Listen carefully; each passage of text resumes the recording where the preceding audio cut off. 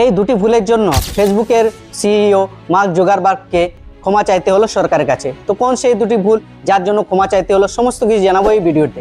আর এখনো পর্যন্ত যদি আমাদের চ্যানেলটি সাবস্ক্রাইব করেনি, প্লিজ এরকম নিত্য নতুন ভিডিও পেতে আমাদের চ্যানেলটি সাবস্ক্রাইব করুন।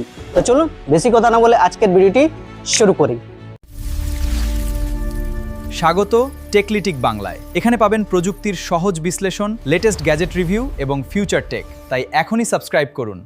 তো প্রথম যে ভুলটি করে ফেসবুক, যে আপনারা দেখতে পান সোশ্যাল মিডিয়া যেখানে ইনস্টাগ্রাম, ফেসবুকে বিভিন্ন শিশুর নির্যাতন বিষয়বস্তুর সঙ্গে ভিডিও আমরা দেখতে পাই, এমনকি ডিপ ফেক এরও ভিডিও আমরা দেখতে পাই, যে যার জন্য মানুষরা গুলিয়ে যায় যে কোনটা সত্য তথ্য, কোনটা মিথ্যে সত্য।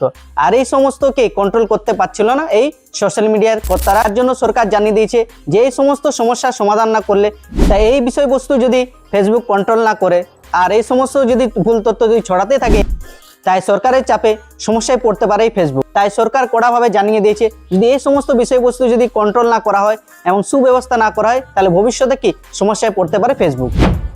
দ্বিতীয় যে সবথেকে বড় ভুল করে ফেসবুক, সেটা হলো মাননীয় প্রধানমন্ত্রী ভিডিওটি ডিলিট, যেটি ছিল যুব সমাজের উদ্দেশ্যে।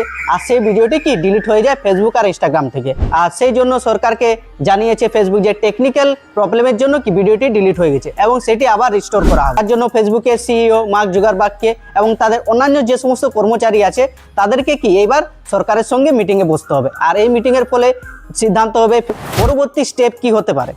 আর এই মিটিংয়ের ফলাফলেই হবে যে ফেসবুকের পরবর্তী স্টেপ হবে সেই সমস্ত কিছু ব্যবস্থা করতে পারবে, কন্ট্রোল করতে পারবে এই ভুল তথ্য বা ডিপ ফেক বা শিশু নির্যাতন বিষয়ক যে সমস্ত বিষয় আমরা দেখতে পাই ফেসবুকে ভিডিও, সেগুলো কি কন্ট্রোল করতে পারবে কি পারবে না, সমস্ত কিছু এই মিটিংয়ের মধ্যে আলোচনা হবে।